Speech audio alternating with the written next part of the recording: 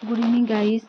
Competitive पाठशाला में आप सभी लोगों का स्वागत है। तो फ्रेंड्स, इसके पहले की वीडियो में हमने पढ़ा था कि प्रकाश के बारे में क्या क्या चीज़ें इंपॉर्टेंट है और थोड़ा सा ही हमने पढ़ा था। उसके आगे की चीज़ों को हम डिस्कस करेंगे, लेकिन उसके पहले हमने इसके पहले क्या क्या पढ़ा था उसको एक बार रिकॉल कर लेते हैं, रिपीट कर लेते हैं, ताकि जो हम पढ़े हैं वो चीज़ें हमें भूले ना, और जो चीज़ें हम आगे पढ़ें इसी को रिलेट करके आगे पढ़ते हुए चलें।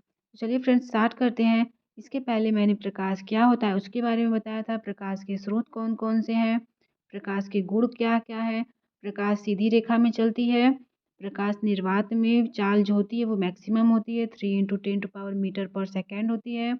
प्रकाश निर्वात में भी चल सकता है। प्रकाश की चाल का पता रोमर नामक वैज्ञानिक ने लगाया था। अभी हम लोग इसको एक फास्ट रिवीजन कर लेते हैं। तो फिर इसमें था कि प्रकाश की चाल 2.25 × 10⁻8 मीटर पर सेकेंड जल में होता है और कांच में 2 × 10⁸ मीटर पर सेकेंड होता है। प्रकाश की चाल सघन माध्यम में कम तथा विरल माध्यम में अधिक होती है। वहीं प्रकाश वैद्युत चुंबकीय अनुप्रस्थ तरंग होती है और वैद्युत चुंबकीय अनुप्रस्थ तरंग को चलने के लिए माध्यम की आवश्यकता नहीं होती है। प्रकाश की तरंग 3900 एंगस्ट्रॉम से 7800 एंगस्ट्रॉम के मध्य होती है और सबसे अधिक तरंग दैर्ध्य गामा किरण की होती है। इतना हम लोग पढ़ चुके थे। दूसरा है कि प्रकाश जो है वो दोहरी प्रवृत्ति की होती है, और वो दोहरी प्रवृत्ति की किस प्रकार से होती है। तो प्रकाश आपका तरंग के रूप में भी चलता है और कण के रूप में भी चलता है। जब प्रकाश तरंग के रूप में चलता है तो पांच पांच चीज़ें होती हैं उससे: प्रकाश का परावर्तन, प्रकाश का अपवर्तन, प्रकाश का व्यतिकरण, ध्रुवण और विवर्तन। ये पांचों जब प्रकाश तरंग के रूप में चलती है तब ये सारी कंडीशन होती है। और जब प्रकाश कण के रूप में चलती है तो प्रकाश का वैद्युत प्रभाव और क्राम्पटन प्रभाव होता है। अब एक एक चीज़ों को हम लोग डिस्कस करेंगे। पहले हमने पढ़ा था कि प्रकाश का परावर्तन क्या होता है। तो प्रकाश जब चिकनी सतह से टकराता है और वापस उसी माध्यम में लौट जाता है तो उस घटना को प्रकाश का परावर्तन कहते हैं। फिर परावर्तन के दो नियम मैंने बताए: आपतित किरण, परावर्तित किरण तथा विलंब तीनों एक ही तल में होते हैं। और दूसरा मैंने बताया था कि जो इंसिडेंट रे है वो रिफ्लेक्टेड रे के बराबर होता है। नेक्स्ट है कि ये एक क्वेश्चन था कि जब ये 60 रहे तो आपतित किरण का मान यदि 60 है तो परावर्तित किरण का मान क्या होगा। उसी तरह मैंने एक क्वेश्चन भी आपको सॉल्व कराया था इसके पिछले वीडियो में। और अब हम स्टार्ट करेंगे समतल दर्पण के बारे में कि जब प्रकाश एक समतल दर्पण पे पड़ता है तो क्या होता है। जिस दर्पण के एक सतह पर समतल दर्पण पहले होता क्या है, तो जिस दर्पण के एक सतह पर कलई की रहती है और दूसरी सतह से प्रकाश रिफ्लेक्ट होकर उसी माध्यम में वापस लौट आता है, तो इस प्रकार का जो दर्पण है वो समतल दर्पण कहलाता है।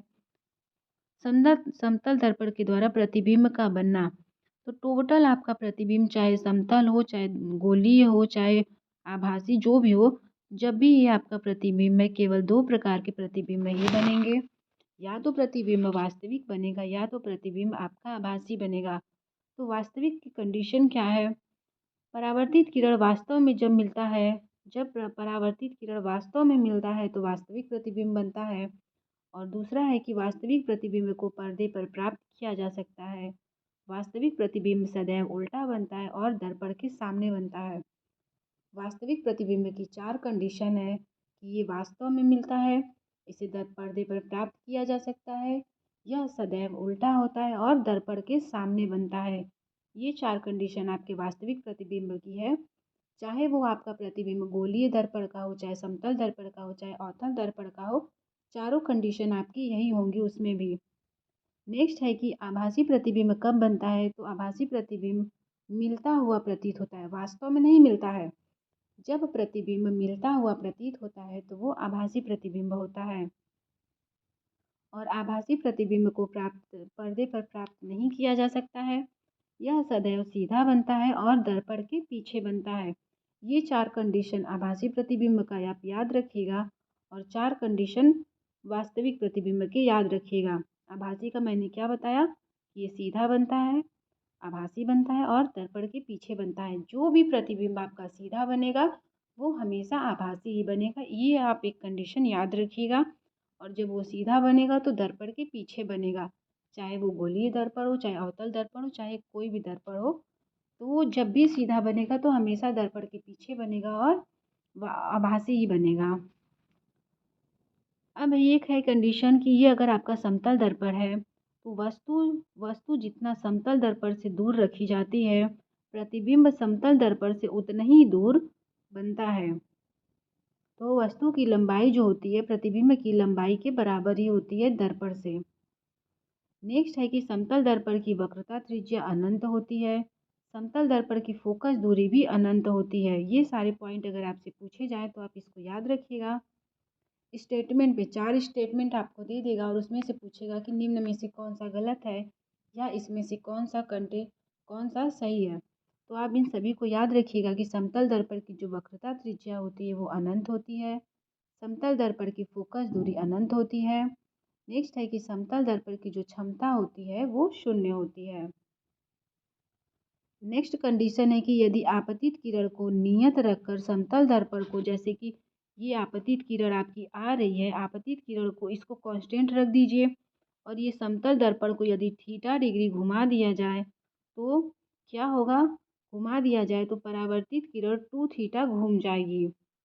नेक्स्ट है कि यदि कोई व्यक्ति समतल दर्पण की ओर भी वेग से आ रहा है तो उसका प्रतिबिंब बनेगा उसमें वो 2v वेग से आता हुआ प्रतीत होगा। जैसे ये आपका समतल दर्पण है, जब कोई व्यक्ति इस ओर v वेलोसिटी से आएगा तो जो उसका प्रतिबिंब है उसकी ओर 2v वेलोसिटी से आता हुआ प्रतीत होगा। नेक्स्ट है यदि कोई व्यक्ति समतल दर्पण से अपना पूरा प्रतिबिंब, यदि आप अपना जो पूरा प्रतिबिंब है समतल दर्पण में देखना चाह रहे हैं तो दर्पण की लंबाई जो है, जो आपके दर्पण की लंबाई है वो वस्तु के लंबाई की आधी होनी चाहिए। जैसे कि अगर कोई व्यक्ति 6 फीट का है और वो अपना चाहता है कि दर्पण में वो अपनी पूरी इमेज देख सके, तो जो दर्पण की लंबाई है वो 3 फीट होनी चाहिए, 3 फीट होनी चाहिए। नेक्स्ट है यदि दो समतल दर्पण को एक दूसरे से थीटा कोण पर झुका दिया जाए तो उनके सामने रखी वस्तु का प्रतिबिंब की संख्या क्या होगी? जैसे कि एक दर्पण ये है, एक दर्पण ये है, इन दोनों को अगर आपस में थीटा डिग्री पर झुका दिया जाए तो वस्तु का प्रतिबिंब, यहाँ पे कोई वस्तु रख दिया हमने तो उसका प्रतिबिंब यहाँ भी बनेगा, यहाँ भी बनेगा, यहाँ भी बनेगा। यही है कि उसके प्रतिबिंब की संख्या क्या होगी? तो प्रतिबिंब की संख्या जैसे कि 360 बटे थीटा -1। -1 कब करेंगे? यदि आपका प्रतिबिंब 4 आ गया तो 1 घटा देंगे, 3 3 हो जाएगा। यदि आपका प्रतिबिंब 5 है तो 1 नहीं घटाएंगे। क्यों 1 नहीं घटाएंगे? क्योंकि प्रतिबिंब की संख्या हमेशा विषम संख्या होती है। ये बात आप याद रखिएगा कि प्रतिबिंब की संख्या सदैव विषम संख्या होती है। यदि आपका प्रतिबिंब सम संख्या में आ रहा है तो आप 1 माइनस करके उसको बताइएगा। नेक्स्ट एक क्वेश्चन है, न्यूमेरिकल है। यदि दो समतल दर्पण एक दूसरे से 90 डिग्री कोण पर झुका हो तथा उनके सामने कोई वस्तु रखी हो और उस वस्तु की प्रतिबिंब की संख्या आपको ज्ञात करने के लिए कही गई है। थीटा का मान 90 डिग्री, वस्तु के प्रतिबिंब यानी यन की संख्या आपसे पूछ रहा है।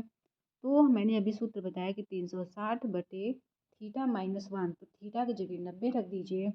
360 बटे 90, इसको काटेंगे 4 आएगा। और अभी मैंने बताया कि प्रतिबिंब की संख्या सदैव विषम संख्या होनी चाहिए, तो 4 में से 1 घटा देंगे तो प्रतिबिंब की संख्या कितनी हो जाएगी? 3 हो जाएगी। यही है कि प्रतिबिंब की संख्या सदैव विषम संख्या होती है। नेक्स्ट है कि पार्श्व परावर्तन, किनका किनका पार्श्व परावर्तन नहीं होता है? परावर्तन नहीं होता है।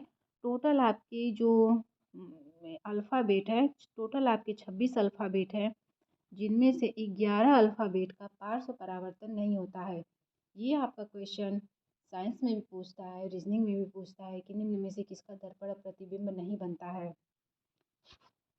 तो उसको याद करने की ट्रिक भी है नीचे। पहले देख लेते हैं कि पार्श्व परावर्तन होता क्या है।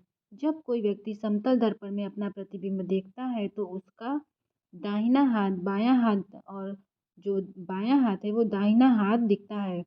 इस घटना को ही पार्श्व परावर्तन कहते हैं। जैसे कि हम अगर अपनी इमेज जो है वो दर्पण में देखते हैं तो हमारा ये वाला हाथ दिखता है और ये वाला हाथ दिखता है। तो दाएं का बाएं, बाएं का दाएं, ये होता है आपका पार्श्व परावर्तन। नेक्स्ट है कि अल्फ़ाबेट में 11 अक्षरों का पार्श्व परावर्तन नहीं होता है। तो वो कौन से अल्फ़ाबेट हैं जिनका पार्श्व परावर्तन नहीं होता है, उसको एक ट्रिक से याद कर लीजिए। AMOHIT UVWXYZ इतने लोग का पार्श्व परावर्तन नहीं होता है। इसको याद करने की एक ट्रिक है। ए, फिर इसको याद कर लीजिए कि मान लीजिए कोई मोहित नाम का लड़का है। ए मोहित UVWXYZ इतने 11 लेटर का कभी भी पार्श्व परावर्तन नहीं होता है। नेक्स्ट अगर क्वेश्चन देखिए इसी तरह के पूछेगा कि निम्न में से किसका पार्श्व परावर्तन नहीं होता है, तो अभी मैंने बताया कि ए का पार्श्व परावर्तन नहीं होता है। नेक्स्ट है कि किसी घड़ी में 8:15 हो रहा है तो दर्पण प्रतिबिंब क्या होगा। तो जब भी आपसे दर्पण प्रतिबिंब पूछे तो आपको 11:60 में से वास्तविक वाली चीज़ों को घटा देंगे तो आपका जो दर्पण प्रतिबिंब है वो प्राप्त हो जाएगा। नेक्स्ट है गोलीय दर्पण। अभी हमने कितना पढ़ा, समतल दर्पण के बारे में जो भी चीज़ें थी उसको हमने पढ़ लिया। अब है नेक्स्ट आपका गोलीय दर्पण। इसके बाद गोलीय दर्पण में दो दर्पण होते हैं, अवतल दर्पण और उत्तल दर्पण। तो सबसे पहले गोलीय दर्पण होता क्या है, खोखला गोला को काट कर बनाया गया जो भी दर्पण है उसको गोलीय दर्पण कहते हैं। जैसे ये एक गोला है, इसको अगर हम बीच में से काट दें तो ये हमारा गोलीय दर्पण होता है। कैसा दर्पण, गोलीय दर्पण। जब इसके अंदर से हम कलई कर देंगे और बाहर प्रकाश रिफ्लेक्ट होके जाता है तो इस प्रकार के दर्पण को कौन सा कहते हैं, उत्तल दर्पण। इस प्रकार के दर्पण को उत्तल दर्पण।